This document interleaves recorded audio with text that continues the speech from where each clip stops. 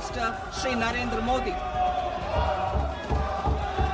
As we complete the first quarter of the 21st century, continuing geopolitical headwinds suggest lower global economic growth over the medium term. However, our aspiration for a Vikasit Bharat inspires us, and the transformative work we have done during our government's first 2 terms guides us to march forward resolutely. Our economy is the fastest growing among all major economies. Our development track record for the past 10 years and structural reforms have drawn global attention. Confidence in India's capability and potential has only grown in this period. We see the next 5 years as a unique opportunity to realize Sabka Vikas, stimulating balanced growth of all regions.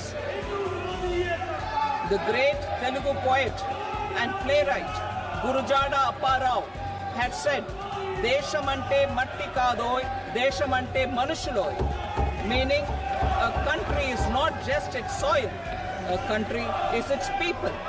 In line with this, for us, Vikasit Bharat encompasses zero poverty, 100% quality good school education, access to high quality, affordable and comprehensive health care, 100% skilled labor with meaningful employment, 70% women in economic activities, and farmers making our country the food basket of the world.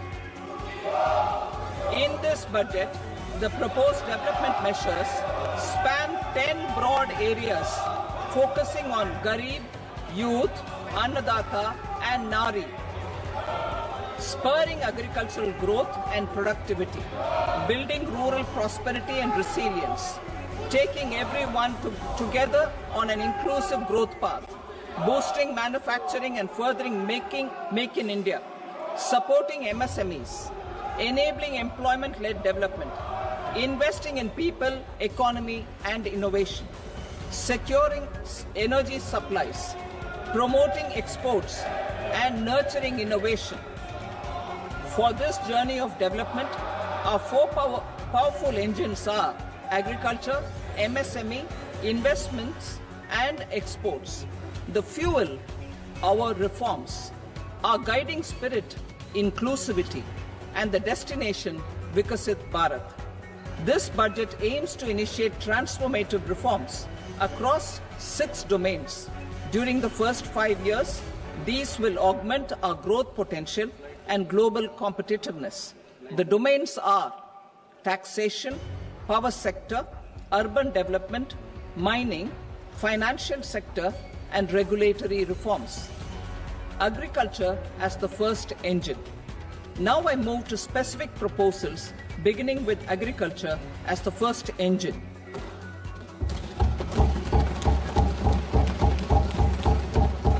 Prime Minister Dhan Dhanya Krishi Yojana, developing agri-districts program.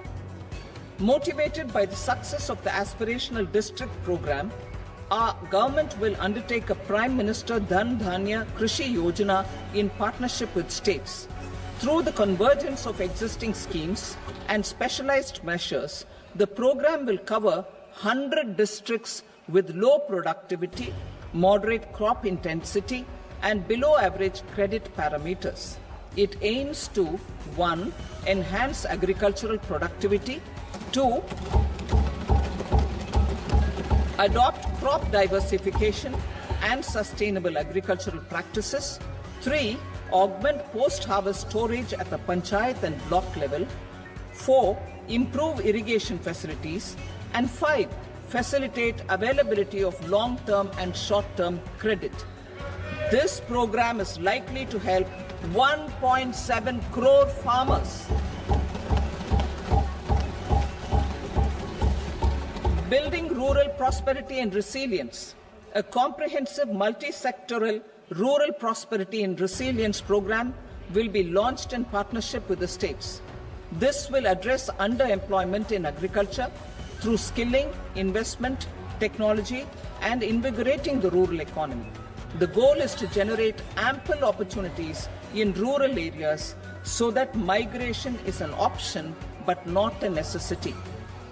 The program will focus on rural women, young farmers, rural youth, marginal and small farmers, and landless families. The details are in Annexure A. Domestic best practices will be incorporated, and appropriate technical and financial assistance will be sought from multilateral development banks. In Phase 1, 100 developing agri-districts will be covered. Atmanirbharta in pulses. Our government is implementing the National Mission for Edible Oilseed for achieving Atmanirbharta in edible oils. Our farmers have the capability to grow enough for our needs and more. 10 years ago, we made concerted efforts and succeeded in achieving near self-sufficiency in pulses. Farmers responded to the need by increasing the cultivated area by 50%, and government arranged for procurement and remunerative prices. Since then, with rising incomes and better affordability, our consumption of pulses has increased significantly. Our government will now launch a 6-year mission for Atmanirbharta in pulses with a special focus on Tuar, Urad and Masoor. Details are in Annexure B. Central agencies such as NAFED and NCCF will be ready to procure these 3 pulses as much as offered during the next 4 years from farmers who register with these agencies and enter into agreements. Comprehensive program for vegetables and fruits. It is encouraging that our people are increasingly becoming aware of their nutritional needs. It is a sign of a society becoming healthier. With rising income levels, the consumption of vegetables, fruits, and Shri Anna is increasing significantly. A comprehensive program to promote production, efficient supplies, processing, and remunerative prices for farmers will be launched in partnership with the states. Appropriate institutional mechanisms for implementation and participation of farmer producer organizations and cooperatives will be set up. Makhana Board in Bihar. For this, there is a special opportunity for the people of Bihar. A Makhana Board will be established in the state to improve production, processing, value addition, and marketing of Makhana. The people engaged in these activities will be organized into FPOs. The board will provide hand-holding and training support to Makhana farmers and will also work to ensure they receive the benefits of all relevant government schemes. A national mission on high-yielding seeds will be launched, aimed at 1. Strengthening research ecosystem, 2. Targeted development and propagation of seeds with high yield, pest resistance, and climate resilience, and 3. Commercial availability of more than 100 seed varieties released since July 2024. India ranks second largest globally in fish production and aquaculture. Seafood exports are valued at 60,000 crore rupees. To unlock the untapped potential of the marine sector, our government will bring in an enabling framework for sustainable harnessing of fisheries from Indian Exclusive Economic Zone and high seas, with a special focus on the Andaman and Nicobar and Lakshadweep Islands. For the benefit of lakhs of cotton growing farmers, I am pleased to announce a mission for cotton productivity. This 5-year mission will facilitate significant improvements in productivity and sustainability of cotton farming and promote extra long staple cotton varieties. The best of science and technology support will be provided to farmers. aligned with our integrated 5F vision for the textile sector. This will help in increasing incomes of the farmers and ensure a steady supply of quality cotton for rejuvenating India's traditional textile sector. Kisan credit cards facilitate short-term loans for 7.7 crore farmers, fishermen and dairy farmers. The loan limit under modified interest subvention scheme will be enhanced from 3 lakh rupees to 5 lakh rupees for loans taken through the KCC. For Atmanirbharta in urea production, our government had reopened 3 dormant urea plants in the eastern region. To further augment urea supply, a plant with annual capacity of 12.7 lakh metric tons will be set up at Namrup in Assam.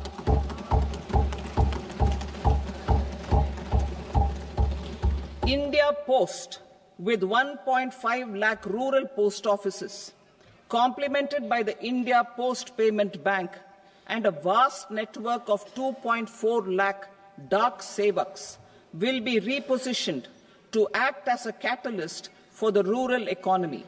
Details are at Annexure C. India Post will also be transformed as a large public logistics organization. This will meet the rising needs of Vishwakarmas, new entrepreneurs, women, self-help groups, MSMEs, and the large business organizations.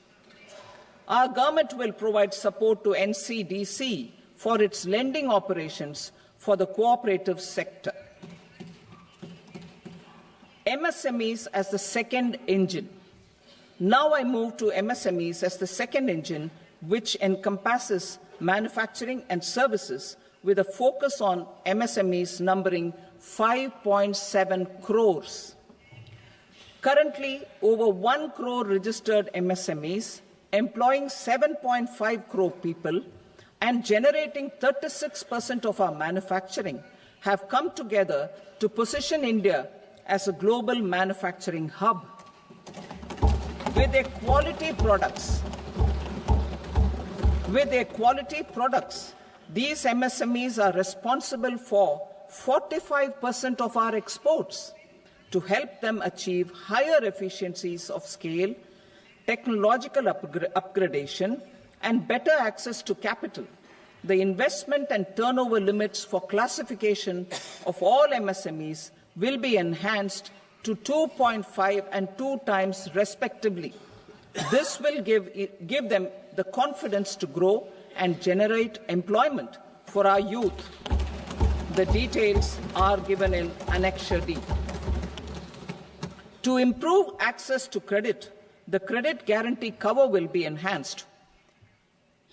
First, for micro and small enterprises from 5 crore to 10 crore rupees, leading to additional credit of 1.5 lakh crores in the next 5 years.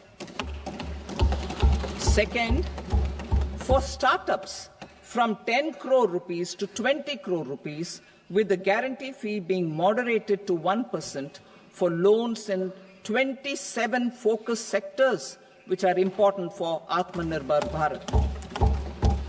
And for well-run exporter MSMEs, for term loans up to 20 crore rupees.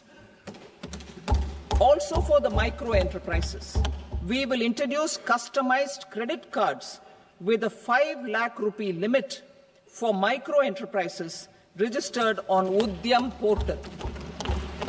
In the first year, 10 lakh such cards will be issued. Fund of funds for startups. The alternate investment fund, AIFs, for startups have received commitments of more than 91,000 crores rupees. These are supported by the fund of funds set up with the Government of India's contribution of 10,000 crore rupees.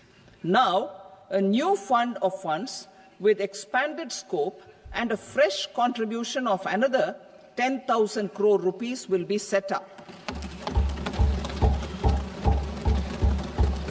A new scheme will be launched for 5 lakh women, scheduled castes and scheduled tribes, first-time entrepreneurs. This will provide term loans up to 2 crore rupees during the next 5 years. The scheme will incorporate lessons from the successful Stand Up India scheme. Online capacity building for entrepreneurship and managerial skills will also be organized. Measures for labor-intensive sectors.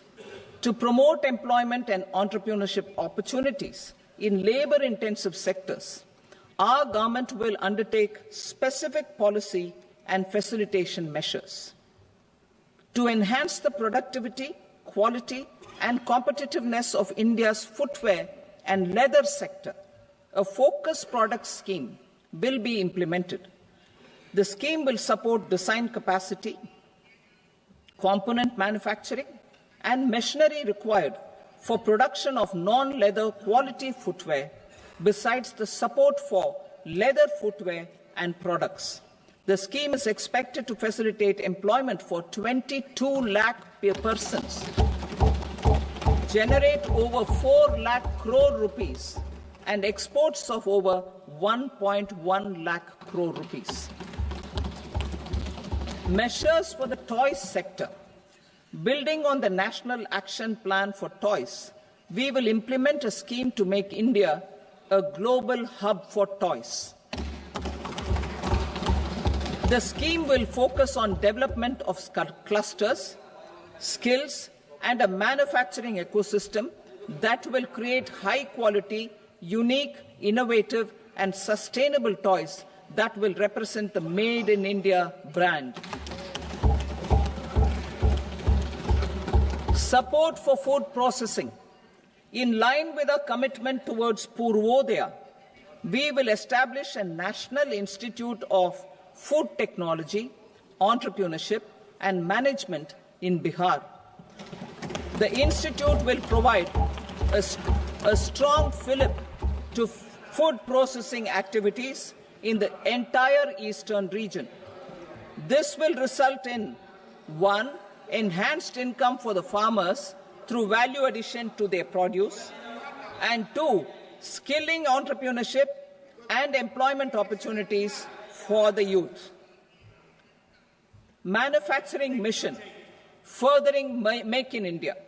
Our government will set up a national manufacturing mission covering small, medium, and large industries for furthering Make in India by providing policy support, execution roadmaps, governance, and monitoring framework for central ministries and states.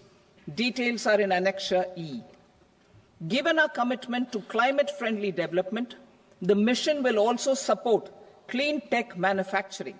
This will aim to improve domestic value addition and build our ecosystem for solar PV cells, EV batteries, motors and controllers, electrolyzers, wind turbines, very high voltage transmission equipment, and grid-scale batteries. Investment as the third engine. Now I move to investment as the third engine, which encompasses investing in people, investing in the economy, and investing in innovation. Investing in people. Saksham Anganwadi and Poshan 2.0.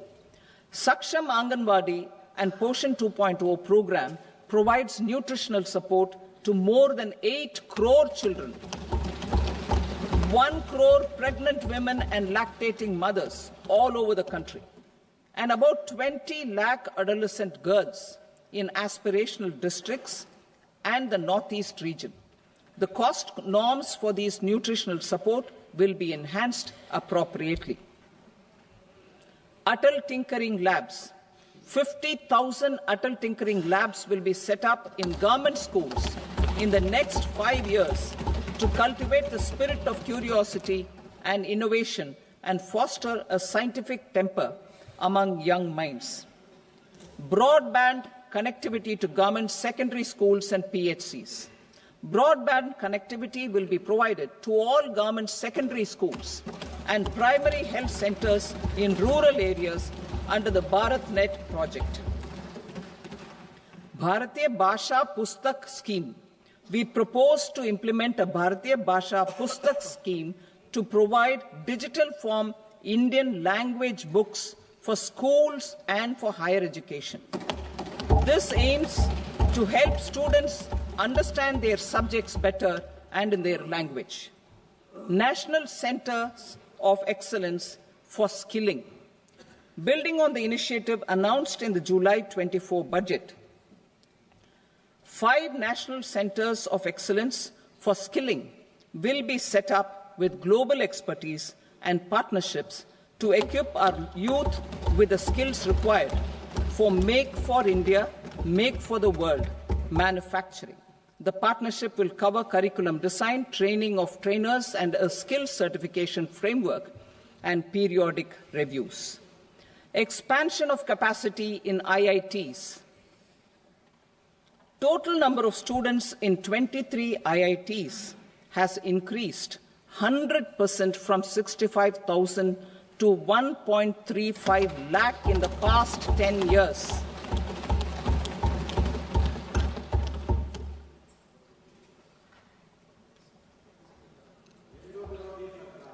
Additional infrastructure will be created in the 5 IITs started after 2014 to facilitate education for 6,500 more students.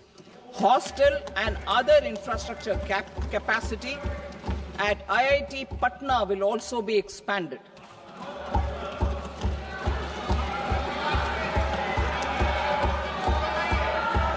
Center of Excellence.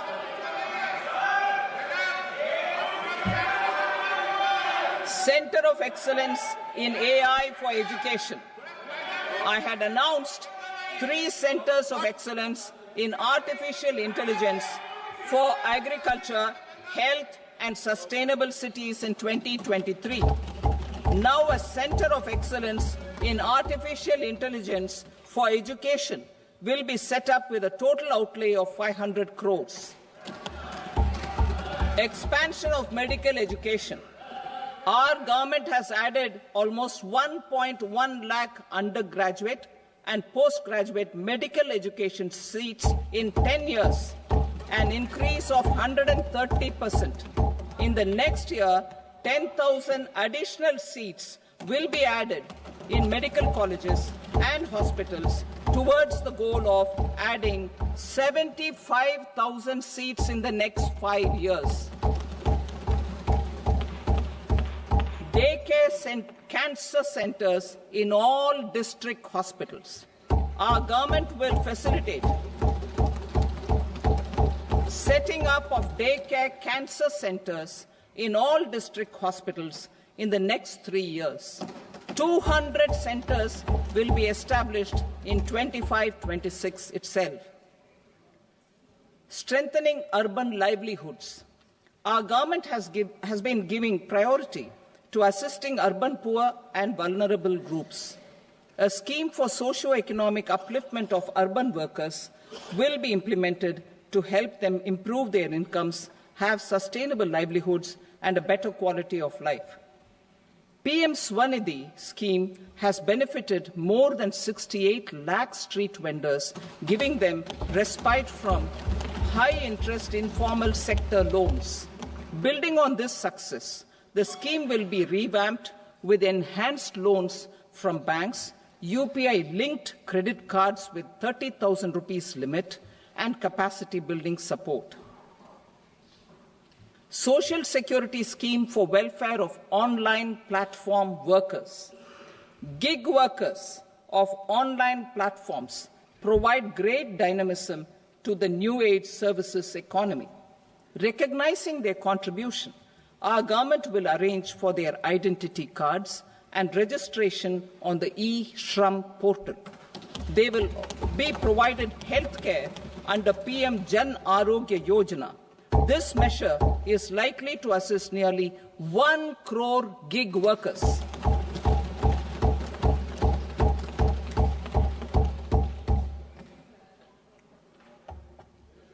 investing in the economy, public-private partnership in infrastructure.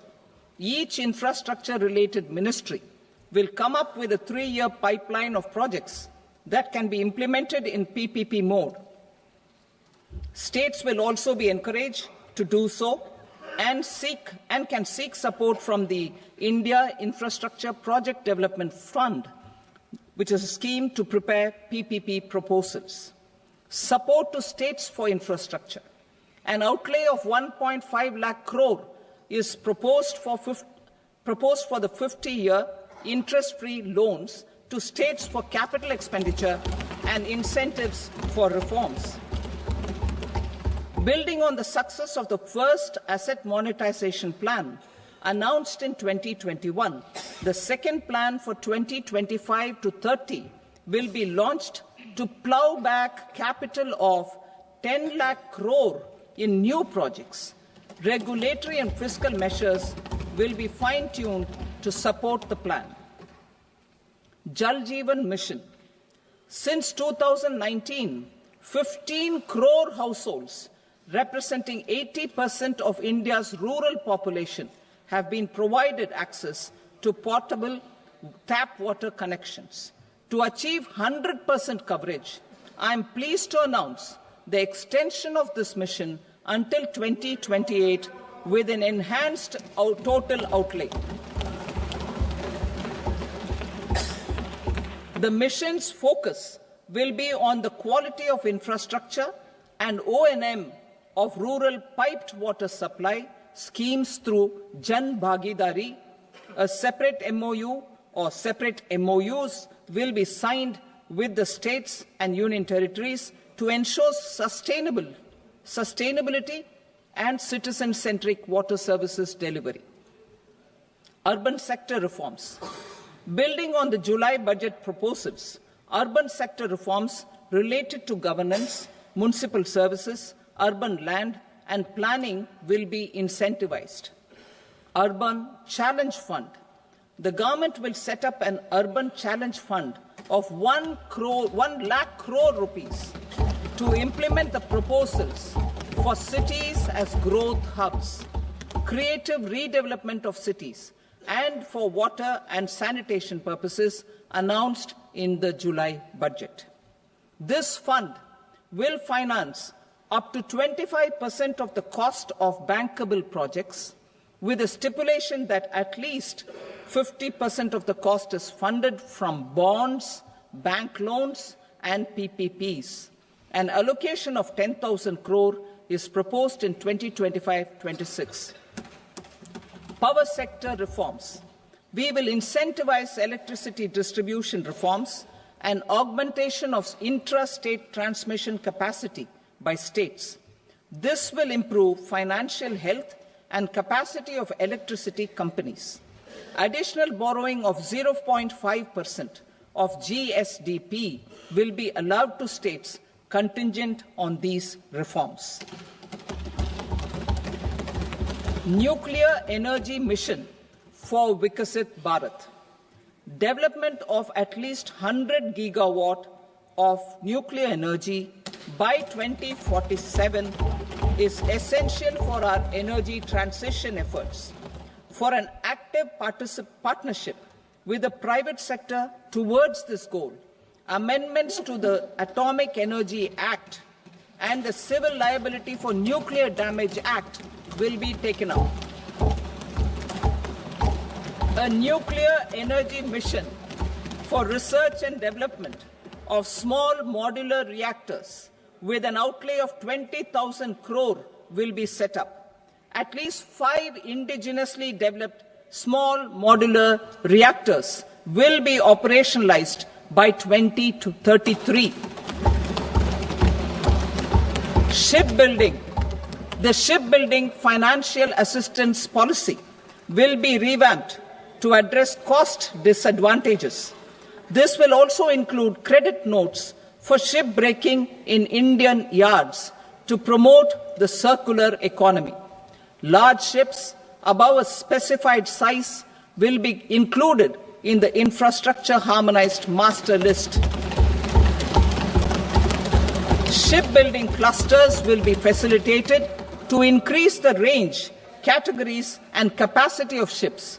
This will include additional infrastructure, facilities, skilling and technology to develop the entire ecosystem.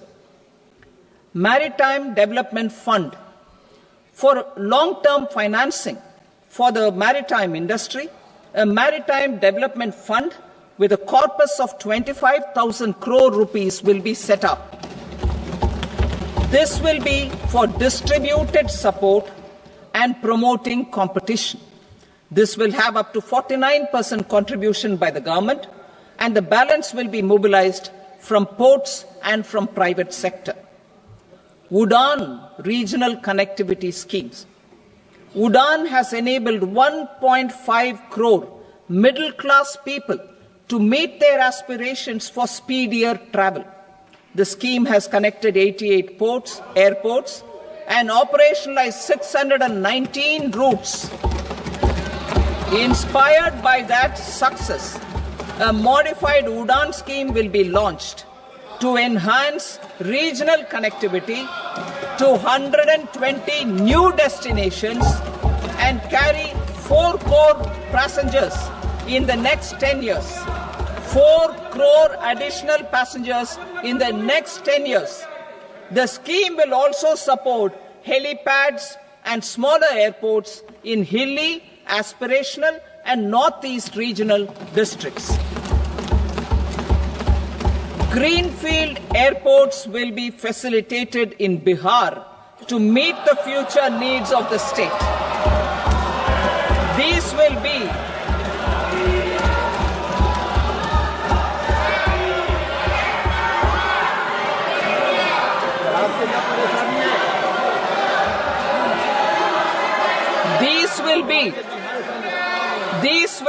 in addition to the expansion of the capacity of Patna Airport and a brownfield airport in Beta.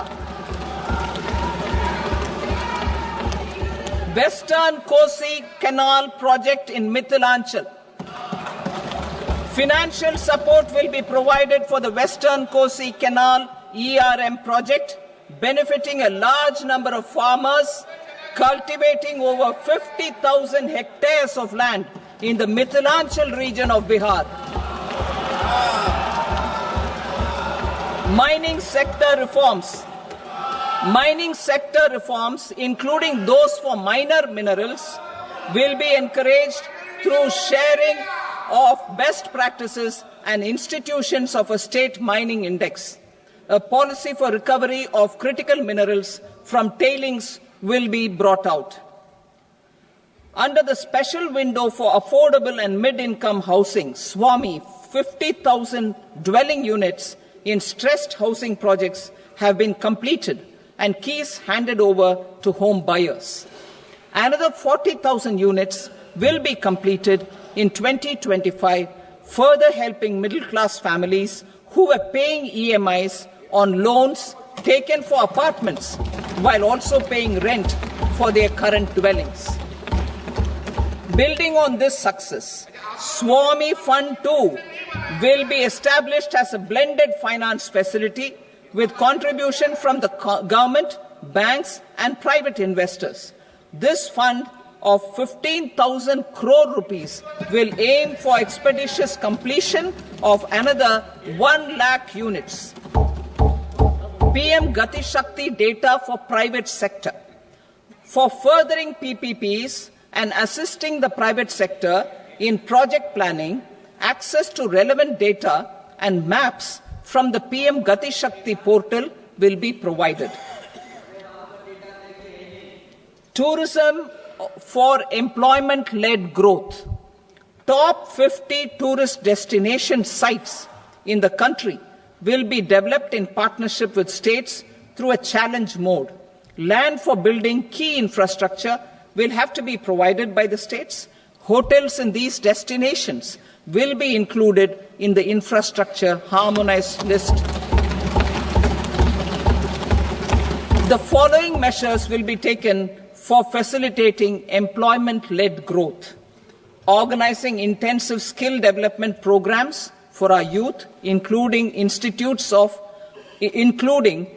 institutes of hospitality management, providing mudra loans for homestays, improving ease of travel and connectivity to tourist destinations, providing performance-linked incentives to states for effective destination management, including tourist amenities, cleanliness, and marketing efforts, and introducing streamlined e-visa facilities along with visa fee waivers for certain tourist groups. Continuing with the emphasis on places of spiritual and religious significance, in the July budget, there will be a special focus on destinations related to the life and times of Lord Buddha. Medical tourism and heal in India. Medical tourism and heal in India will be promoted in partnership with the private sector, along with capacity building and easier visa norms. Investing in innovation. To implement private sector-driven research, development and innovation initiatives announced in the July budget, I am now allocating 20,000 crore rupees for this purpose.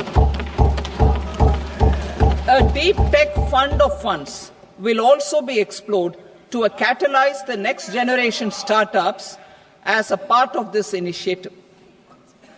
In the next 5 years, under the PM Research Fellowship Scheme, we will provide 10,000 fellowships for technological research in IITs and IISc with enhanced financial support.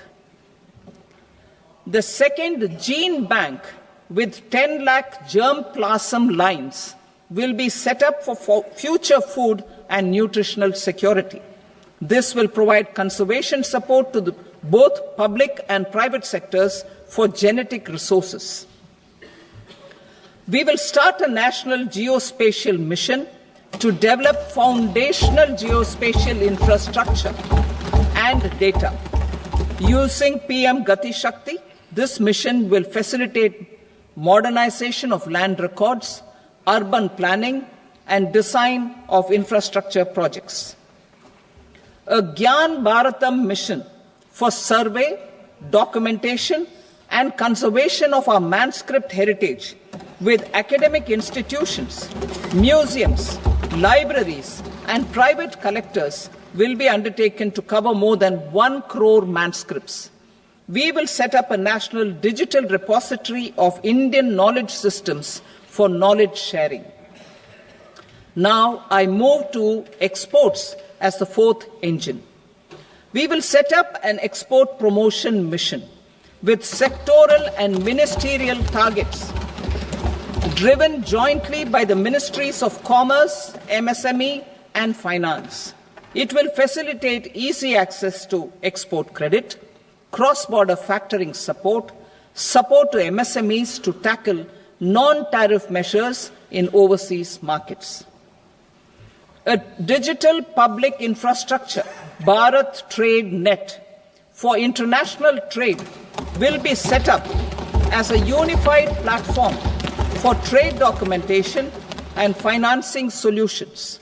This will complement the Unified Logistics Interface platform. The BTN will be aligned with international practices. Support will be provided to develop domestic manufacturing capacities for our economy's integration with global supply chains. Sectors will be identified based on objective criteria. Facilitation groups with participation of senior officers and industry representatives will be formed for select products and supply chains. Through this, there are huge opportunities related to Industry 4.0, which needs high skills and talent. Our youth have both. Our government will support the domestic electronic equipment industry to leverage this opportunity for the benefit of our youth. A national framework will be formulated as guidance to states for promoting global capability centers in emerging Tier 2 cities. This will suggest measures for enhancing availability of talent and infrastructure, building bylaw reforms, and mechanisms for collaboration with industry. Our government will facilitate upgradation of infrastructure and warehousing for air cargo, including high-value perishable horticultural produce. Cargo screening and customs protocol will be streamlined and made user-friendly. Reforms as the fuel. Over the past 10 years, our government has implemented several reforms for convenience of taxpayers, such as faceless assessment, 2, taxpayer charter, 3, faster returns, 4, almost 99% returns being on self-assessment, and 5, Vivad Se Vishwas scheme.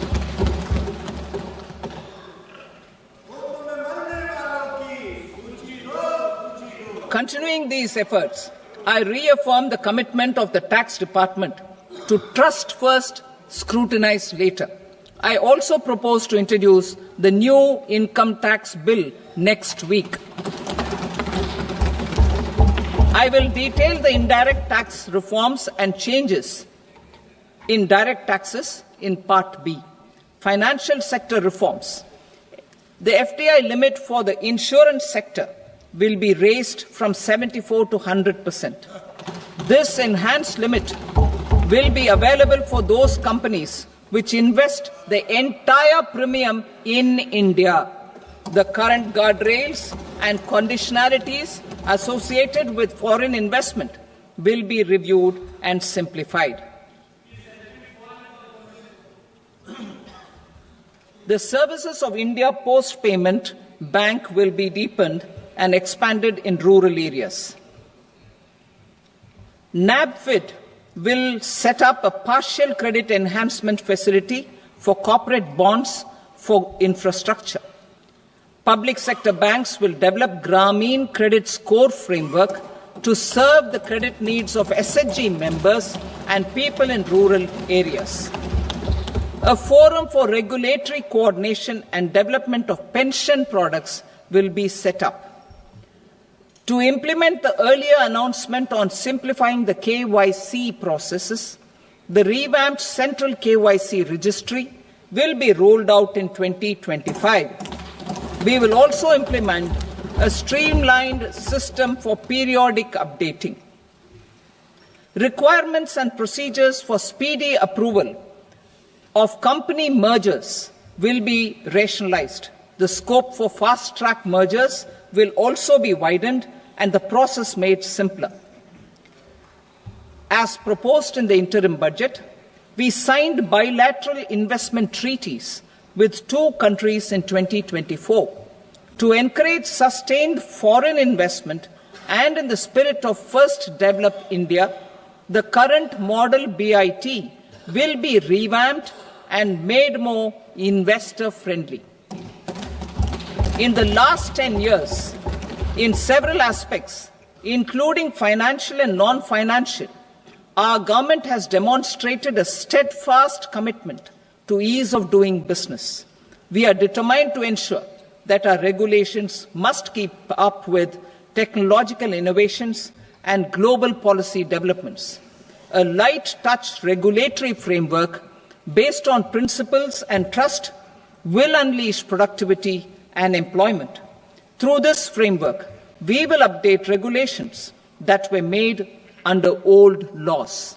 To develop this modern, flexible, people-friendly, and trust-based regulatory framework appropriate for the 21st century, I propose 4 specific measures.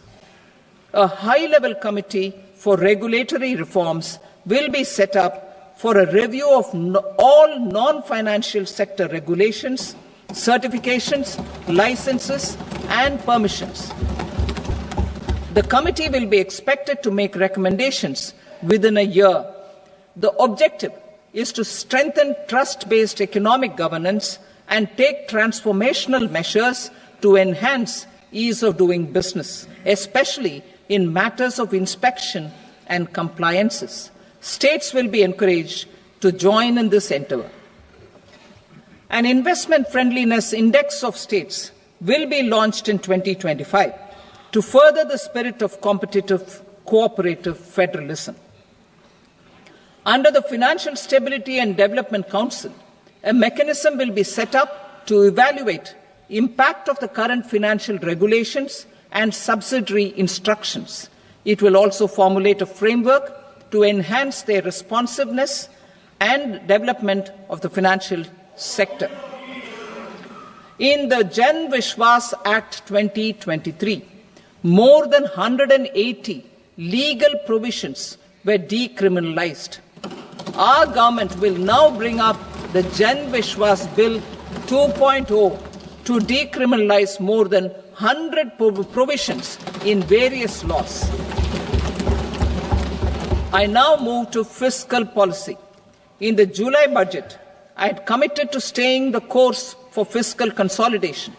Our endeavour will be to keep the fiscal deficit each year such that central government debt remains on a declining path as a percentage of the GDP. The roadmap for the next 6 years has been detailed in the FRBM statement. Revised estimates for 2024-25. The revised estimate of the total receipts other than borrowings is 31.47 lakh crore rupees, of which the net tax receipts are 25.57 lakh crore rupees. The revised estimate of the total expenditure is 47.16 lakh crore rupees, of which the capital expenditure is about 10.18 lakh crore rupees. The revised estimate of the fiscal deficit is 4.8% of the GDP. Budget estimates for 25-26. Coming to 25-26, the total receipts other than borrowings and total expenditure are estimated at 34.96 lakh crore rupees and 50.65 lakh crore rupees respectively. The net tax receipts are estimated at 28.37 lakh crore rupees. The fiscal deficit is estimated to be 4.4% of GDP. To finance the fiscal deficit, the net market borrowings from dated securities are estimated at 11.54 lakh crore. The balance financing is expected to come from small savings and other sources. The gross market borrowings are estimated at 14.82 lakh crore rupees. I will now move to Part B. Indirect taxes. My proposals relating to customs aim to rationalize tariff structure and address duty inversion. These will also support domestic manufacturing and value addition, promote exports, facilitate trade, and provide relief to common people. Rationalization of customs tariff structure for industrial goods. As a part of comprehensive review of customs rate structure announced in July 2024 budget, I propose to 1. Remove 7 tariff rates. This is over and above the 7 tariff rates removed in 23-24 budget. After this, there will be only 8 remaining tariff rates, including 0 rate. 2. Apply appropriate cess to broadly maintain effective duty incidence, except on a few items where such incidence will reduce marginally. 3. Levy not more than 1 cess or surcharge. Therefore, I propose to exempt social welfare surcharge on 82 tariff lines that are subject to a cess. I shall now take up sector-specific proposals. To provide relief to patients, particularly those suffering from cancer, rare diseases, and other severe chronic diseases, I propose to add 36 life-saving drugs and medicines to the list of medicines fully exempted from basic custom duty.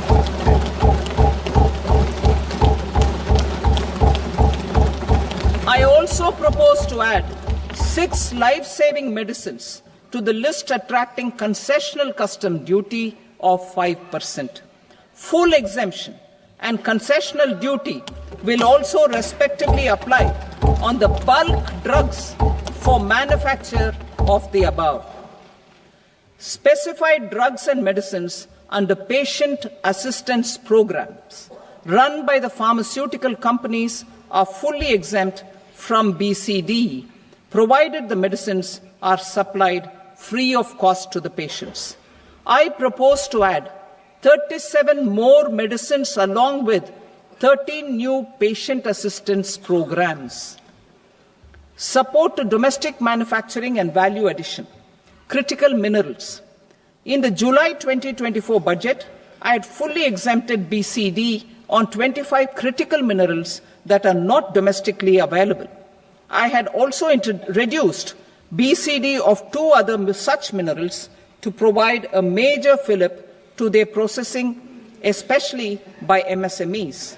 Now, I propose to fully exempt cobalt powder and waste, the scrap of lithium-ion battery, lead, zinc, and 12 more critical minerals. This will help secure their availability for manufacturing in India and promote more jobs for our youth. To promote domestic production of technical textile products such as agro-textiles, medical textiles, and geotextiles at competitive prices, I propose to add 2 more types of shuttle-less looms to the list of fully exempted textile machinery.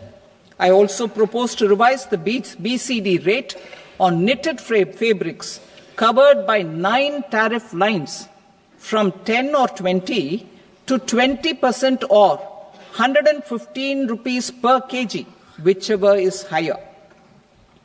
Electronic goods. In line with our Make in India policy and to rectify inverted duty structure, I propose to increase the BCD on interactive flat panel display from 10% to 20% and reduce the BCD to 5% on open cell and other components. In 23-24 budget, for the manufacture of open cells of LCD, LED TVs, I had reduced the BCD on parts of open cells from 5% to 2.5%. To further boost the manufacture of such open cells, the BCD on these parts will now stand exempted. Lithium-ion battery. To the list of exempted capital goods, I propose to add 35 additional capital goods for EV battery manufacturing and 28 additional capital goods for mobile phone battery manufacturing. This will boost domestic manufacture of lithium-ion batteries, both for mobile phones and for electric vehicles.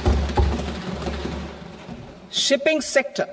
Considering that shipbuilding has a long gestation period, I propose to continue the exemption of BCD on raw materials, components, consumables, or parts for the manufacture of ships for another 10 years.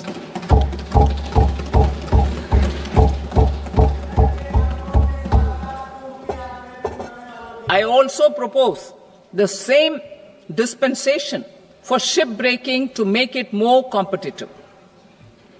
Telecommunication.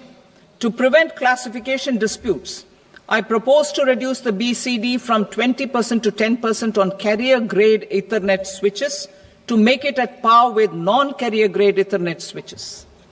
Export promotion. To facilitate exports of handicrafts, I propose to extend the time period for export from 6 months to 1 year, further extendable by another 3 months if required. I also propose to add 9 items to the list of duty-free inputs. Leather sector.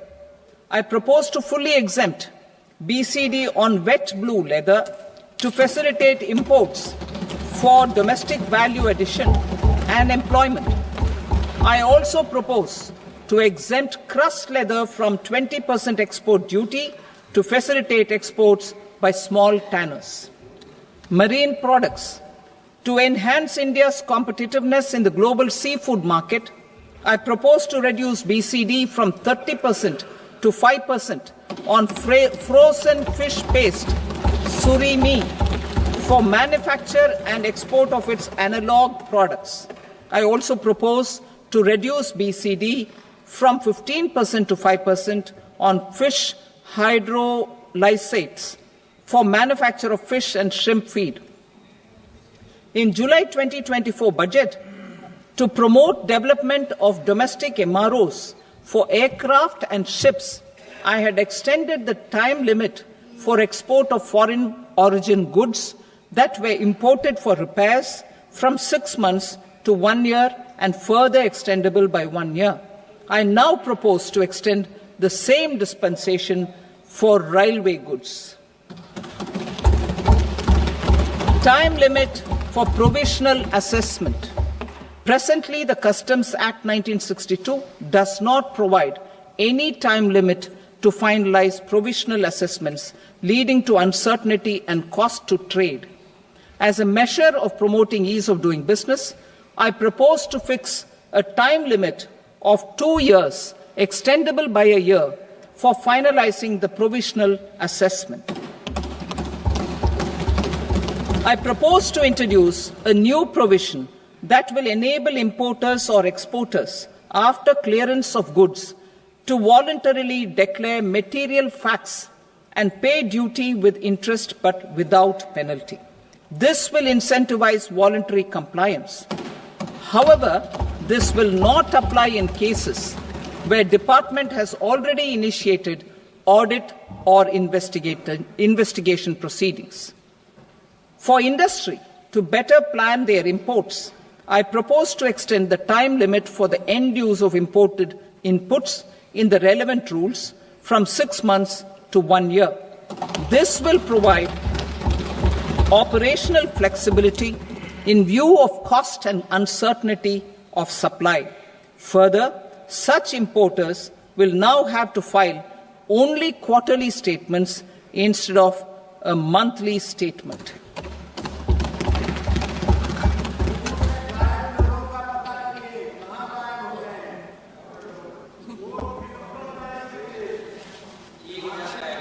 I now come to my direct tax proposals.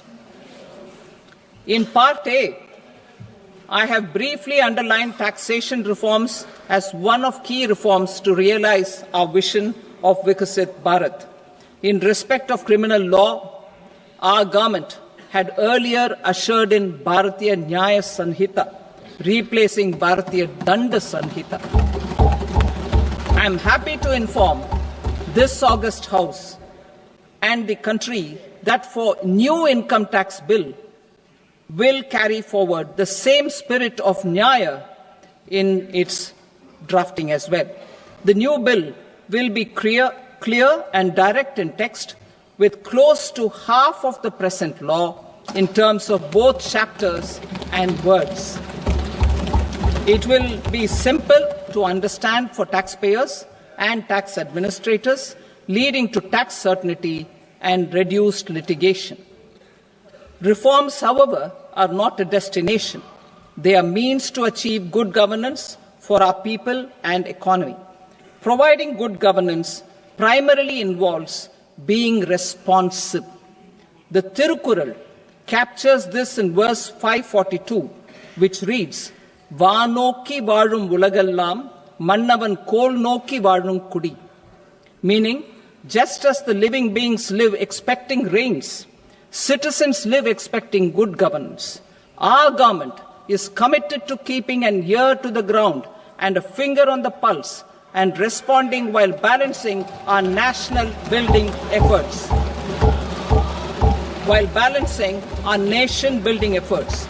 The following measures will detail just how our government will, under the guidance of PM Modi, has taken steps to understand and address. I repeat that sentence, sir. The following measures will detail just how our government, under the guidance of PM Modi, has taken steps to understand and address the needs voiced by our citizens. My tax proposals are guided by this spirit. The objectives of my proposals are as follows. Personal income tax reforms with special focus on middle class. Rationalization of TDS and TCS for easing difficulties. Encouraging voluntary compliance. Reducing compliance burden. Ease of doing business.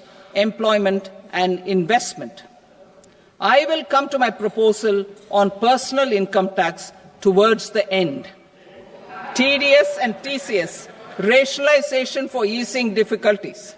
I propose to rationalize tax deduction at source, TDS, by reducing the number of rates and thresholds above which TDS is deducted. Further, threshold amounts for tax deduction will be increased for better clarity and uniformity. The limit for tax deduction on interest for senior citizens is being doubled from the present 50,000 rupees to 1 lakh rupees. Similarly, the annual limit of 2.40 lakh rupees for TDS on rent is being increased to 6 lakh rupees. This will reduce the number of transactions liable to TDS, thus benefiting small taxpayers receiving small payments. The threshold to collect tax at source, the TCS, on remittances under RBI's liberalized remittance scheme, the LRS, is proposed to be increased from 7 lakh to 10 lakhs. I also propose to remove TCS on remittances for education purposes, where such remittances is out of a loan taken from a specified financial institution.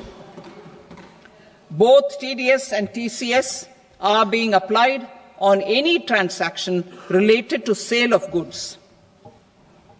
To prevent such compliance difficulties, I propose to omit the TCS. I also propose that the provisions of the higher TDS deduction will now apply only in non-PAN cases.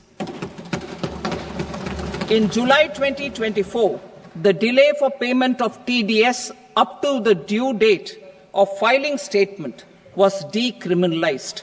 I propose to provide the same relaxation to TCS provisions as well. The government under the leadership of Prime Minister Modi believes in Sabka Saath, Sabka Vikas, Sabka Vishwas and Sabka Prayas. In line with this, we brought in updated return facility in 2022 for voluntary compliance by taxpayers who had omitted to report their correct income. Our trust in taxpayers was proved right. Nearly 90 lakh taxpayers voluntarily updated their incomes by paying additional tax. Taking this trust further, I now propose to extend the time limit to file updated returns for any assessment year from the current limit of 2 years to 4 years.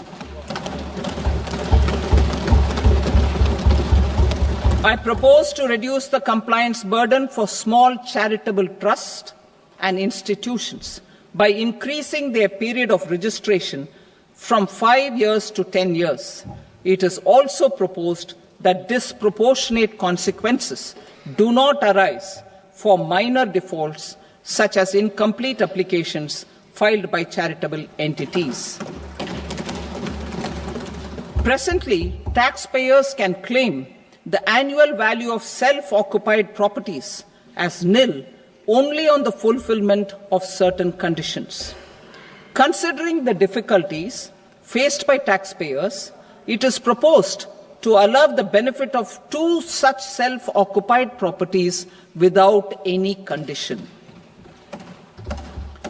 To streamline the process of transfer pricing and to provide an alternative to yearly examination, I propose to introduce a scheme for determining arm's length price of international transaction for a block period of 3 years. This will be in line with global best practices.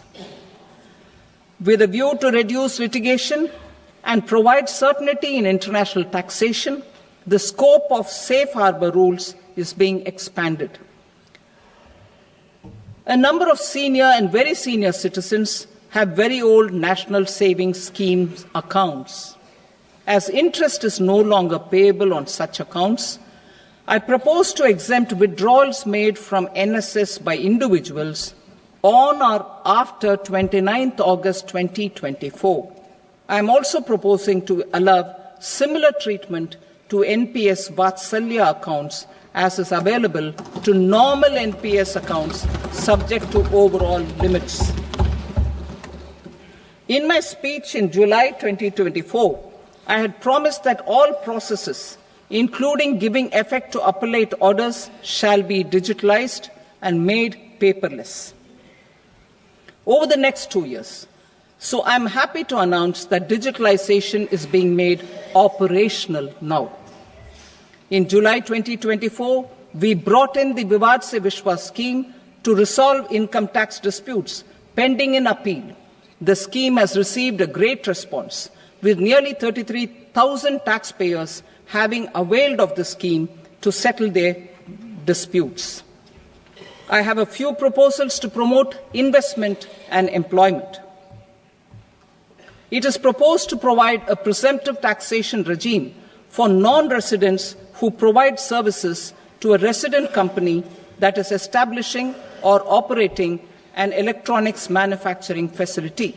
I further propose to introduce a safe harbor for tax certainty for non-residents who store components for supply to specified electronics manufacturing units.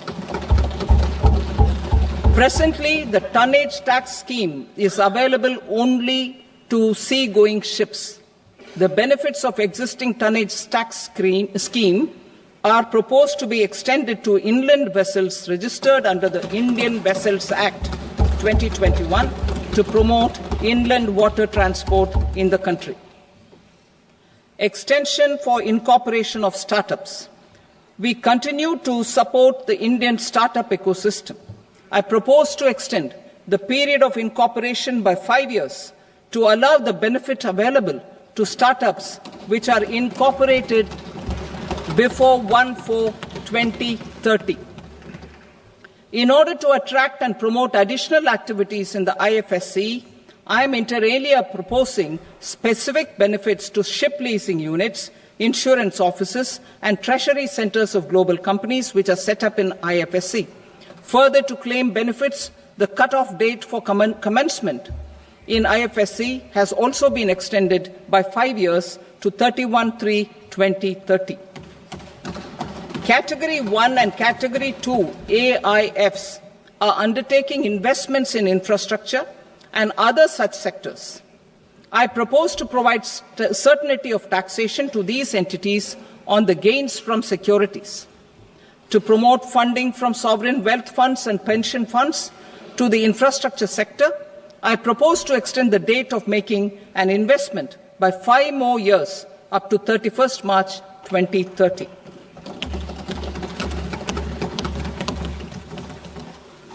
Personal income tax reforms with special focus on middle class.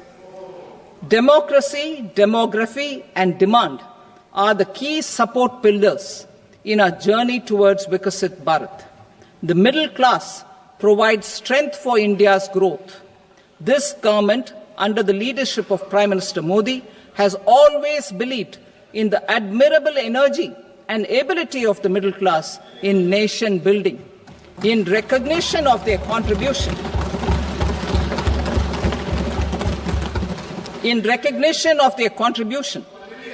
we have periodically reduced their tax burden. Right after 2014, the nil tax slab was raised to 2.5 lakhs of rupees, which was further raised to 5 lakh rupees in 2019 and to 7 lakh rupees in 2023.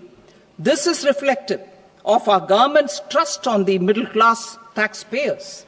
I am now happy to announce that there will be no income tax payable up to income of 12 lakh rupees.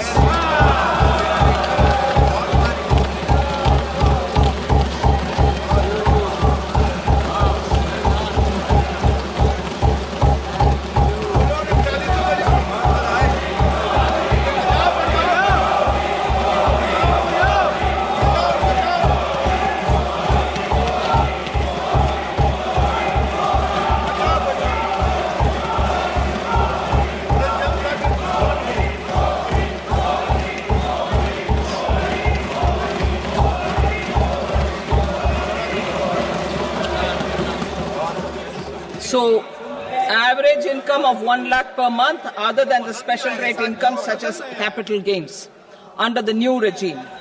This limit will be 12.75 lakh for salaried taxpayers due to the standard deduction of 75,000. Slabs and rates are being changed across the board to benefit all taxpayers. The new structure will substantially reduce the taxes of the middle class and leave more money in their hands, boosting household consumption, savings and investment.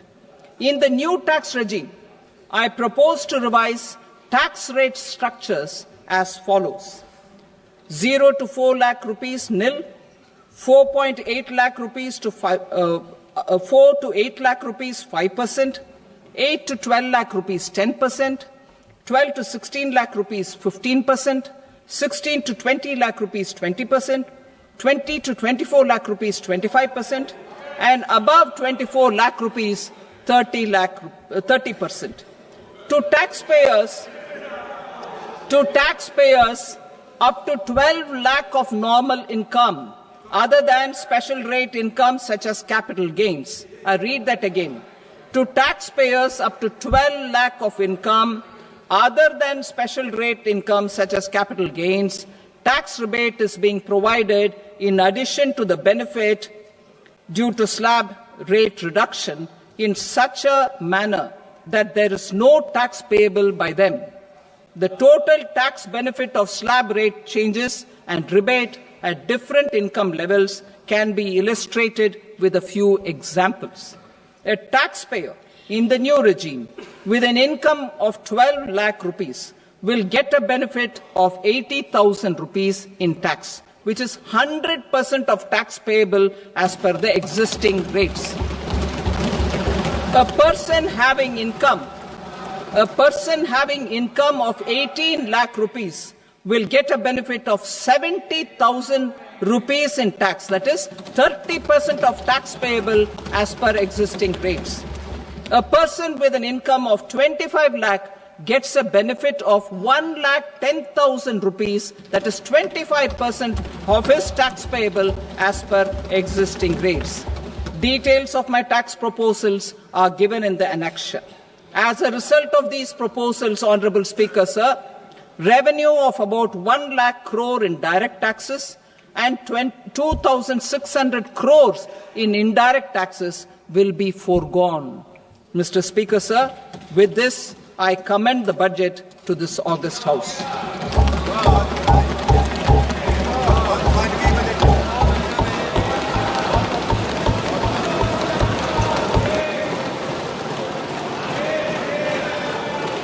Item number 2, Srimati Nirmala Sitharaman. Sir, with your permission, I rise to lay on the table the following statements under Section 3(1) of the Fiscal Responsibility and Budget Management Act 2003. Medium-term fiscal policy cum fiscal policy strategy statement and macroeconomic framework statement. Item number 3, Srimati Nirmala Sitharaman. Sir, with your permission, I rise to move for leave to introduce the Finance Bill 2025. प्रश्न ये है कि विधेयक को पुनर्स्थापित करने की अनुमति प्रदान की जाए। जो सदस्य इसके पक्ष में हाँ कहें, जो सदस्य विरोध में ना कहें। मेरे विचार में निर्णय हाँ वालों के पक्ष में हुआ, हाँ वालों के पक्ष में अनुमति प्रदान की जाती है। माननीय मंत्री जी, अब विधेयक को पुनर्स्थापित करें। Sir, I introduce the bill. Thank you. सभा की कार्रवाई सोमवार दिनांक 3 फरवरी 2025 को प्राप्त 11 बजे तक के लिए स्थगित की जाती है।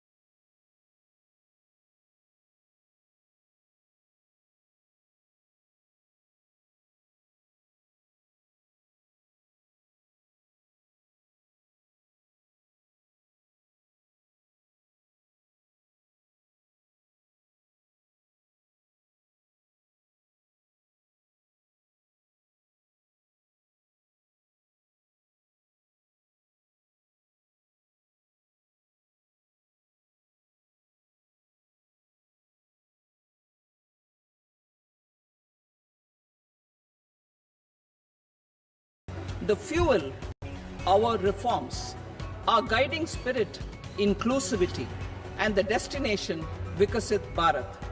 This budget aims to initiate transformative reforms across 6 domains. During the first 5 years, these will augment our growth potential and global competitiveness. The domains are taxation, power sector, urban development, mining, financial sector, and regulatory reforms. Agriculture as the first engine. Now I move to specific proposals, beginning with agriculture as the first engine.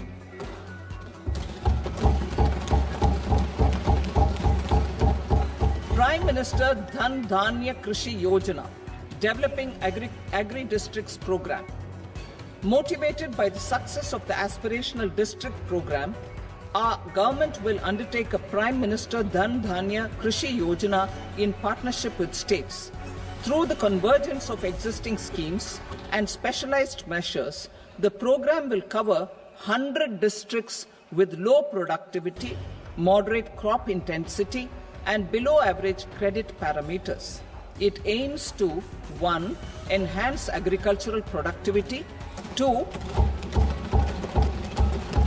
Adopt crop diversification and sustainable agricultural practices, 3. Augment post-harvest storage at the panchayat and block level, 4. Improve irrigation facilities, and 5. Facilitate availability of long-term and short-term credit.